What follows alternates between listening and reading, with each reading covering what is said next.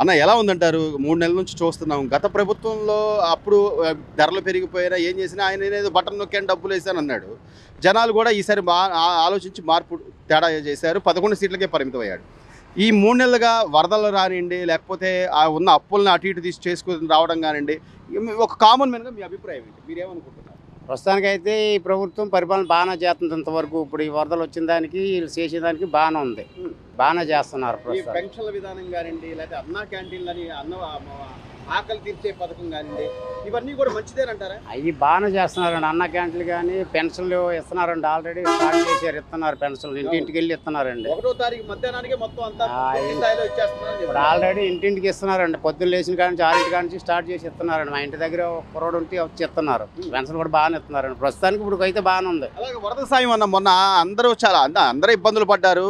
వీళ్ళంత ఇబ్బందిని కూడా గమనించి ప్రభుత్వం 25,000 రూపాయలు పరిహారం ఇవ్వడం అంటే ఎప్పుడైనా విన్నారా మీరు? ఇట్లా అది ప్రభుత్వం 25,000 ఇవ్వడం బాగానే ఉంది సార్. అది వర్షంలో కానీ లేకపోతే ఈ నీళ్ళల్లో కానీ చంద్రబాబు నాయుడు గారు రాలేదంటారా? వచ్చారు సార్, వచ్చారు. ఆయన నిలబడి చేసాడా లేదు? వచ్చారు సార్. నీళ్ళలో కూడా నడిచి వెళ్ళారు. ఎక్కడి నుంచి అక్కడ దాకా వెళ్ళి అక్కడ నుంచి జేసీబీ దిగేసి నడుచుకుంటూ వెళ్ళి మళ్ళీ అటు పాలపేట తిరిగి వెళ్ళారు సార్. ఈ రోజున అమరావతిని డెవలప్ చేసుకోవడానికి కేంద్రం నుంచి నిధులు తెచ్చుకోవడం కానివ్వండి, లేకపోతే పోలవరం మళ్ళీ పరిగెడుతున్నాడు పోలవరం అని చెప్పి. ఇది కదన్న ప్రభుత్వం అంటే, ఇది కదా చెయ్యాలి. మనకు అభివృద్ధి వస్తేనే కదండి, మన పరిశ్రమలు వస్తేనే మనం బాగుంటాం.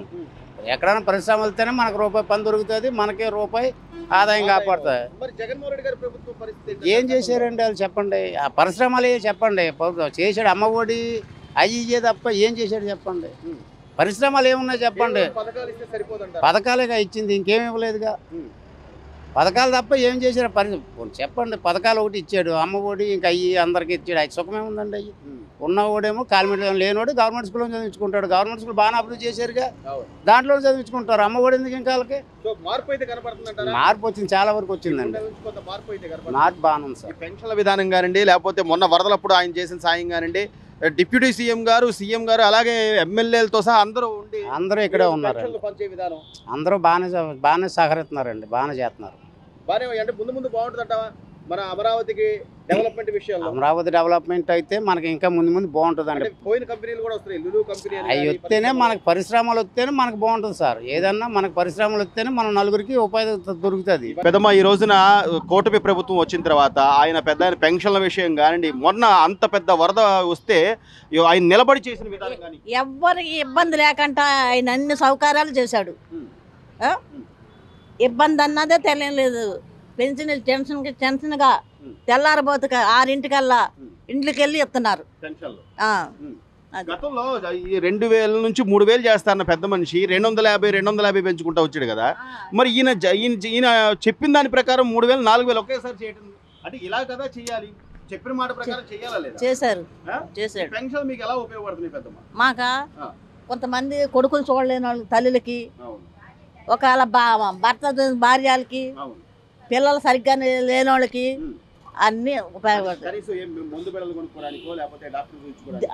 అన్ని మొత్తం ఇల్లు లేని వాళ్ళకి ఈ డబ్బులు అట్టుకెళ్ళి అద్దె కట్టుకుంటున్నారు, అన్ని అవుతున్నాయి. చంద్రబాబు నాయుడు గారు ఎలా చేస్తున్నాడు ప్రభుత్వ పరిపాలన? బాగా చేస్తున్నాడు, చక్కగా చేస్తున్నాడు. బాగుంది. మొన్న వరదలప్పుడు ఆయన ఇటు తిరిగాడని కూడా అంటున్నారు. నిజంగా ఆయన వచ్చి ఇటువైపు తిరిగి మొత్తం చూసాడా? చూసి వెళ్ళాడు. అందరికి ఏది కావాలంటే ఆ సౌకర్యాలు అన్ని అందించాడు. బాగుంది. అమ్మ, చంద్రబాబు నాయుడు గారు వచ్చాక పెద్దవాళ్ళకి ఈ రోజున పెన్షన్లు కానివ్వండి, లేకపోతే వృద్ధాప్య పెన్షన్లు కానివ్వండి, వికలాంగుల పెన్షన్లు కానివ్వండి, అన్ని కరెక్ట్ సదుపాయాలు అందుతున్నాయి అంటారా? అవును, అందుతున్నాయి. ప్రభుత్వం ఎలా ఉందంటారు? మంచిగా ఉంది. వాళ్ళు కొనసాగి సల్లంగా ఉండాలి వాళ్ళు. అమ్మా వరదలప్పుడు కూడా పెద్ద ఆయన వచ్చాడు. అవును, నీళ్ళల్లో వచ్చారు. అలాగే వాళ్ళకి డబ్బులు కూడా 25,000 రూపాయలు పరిహారం అని కూడా వేసారని చెప్పి అంటున్నారు. చాలా మంది పడ్డాయంట.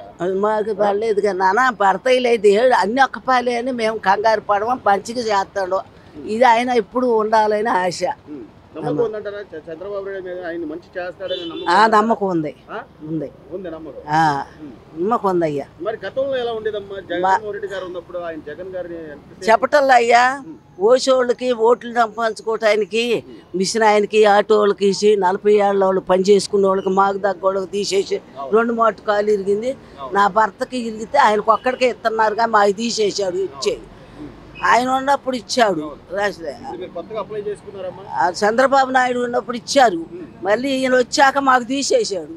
జగన్మోహన్ రెడ్డి వచ్చాక ఆ.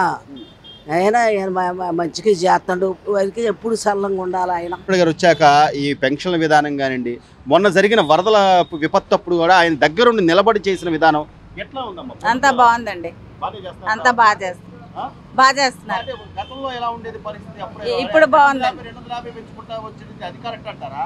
ఈయన చెప్పినట్టుగా 3,000 ఒక్కసారి 4,000 ఇదే కరెక్ట్ కదా. ఎలా ఉపయోగపడుతుంది ఈ అమౌంట్ మీకు?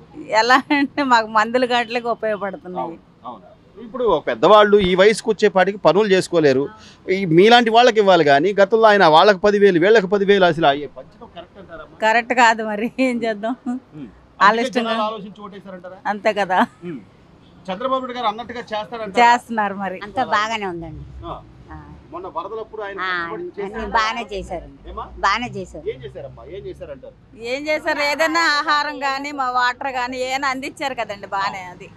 అదే కావాలి. మరి కరోనాలో కూడా ఎంతో తిప్పలు పడ్డాం, ఎవరు ఏమి చేయడం మరి. బాగానే చేశారండి, ఇప్పుడు బాగానే చేశారు. బానే ఉందంటారా? బాగానే. ఏం బాలేదు అసలు, ఆయన చెప్పిన పథకాలు ఏమి ఇవ్వడు అని చెప్పి జగన్ గారు చెప్తున్నారు కదమ్మా. మరి అలాగా అనుకుంటారండి, అంతేగానండి పర్వాలేదు, ఇప్పుడే బాగుంది. అంటే ఏ వాస్తవాలు తెలుస్తున్నాయి కదమ్మా, ఎవరు ఏం చేస్తున్నారు, ఎలా ఉంది? తెలుస్తున్నాయండి. ఇప్పుడు పిల్లలకు ఉద్యోగ అవకాశాలకు సంబంధించి పరిశ్రమలు తేవాలన్నా, అభివృద్ధి చేయాలన్నా ఇవన్నీ చేయగలుగుతాడు. చేస్తున్నారు మరి, ఇప్పుడు వరకు చేస్తున్నారు కదా బాగానే. పెన్షన్ ని 3,000 6,000 చేసిన ఇది కానివ్వండి, అంటే చంద్రబాబు నాయుడు గారు చెప్తే చేయగలడు అనే నమ్మకం ఉందంటారు? నమ్మకం ఉందండి. 6ంటికి ఇచ్చేస్తున్నారుగా, బాబు గారు బాగానే చేస్తున్నారు. 6 గంటలకే పెన్షన్ 6ంటికి ఇస్తున్నాడు.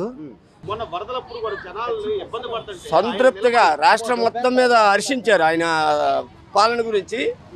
మా అందరికి అన్ని అందుబాటులో అందాయి, అన్ని చేపించాడు, స్పెషాలిటీ కడిగించాడు, క్లీన్ చేపించాడు, అన్ని రాష్ట్రం మొత్తం.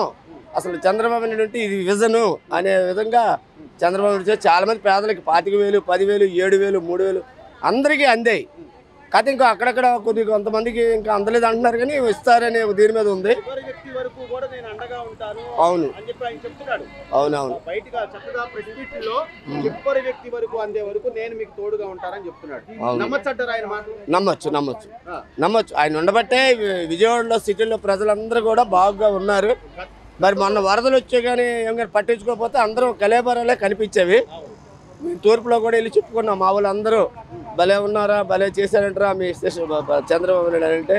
మా చుట్టాలు కూడా హర్షించారు మమ్మల్ని అందరినీ, ఇంత బాగా జరుగుతుందా మీకు అని.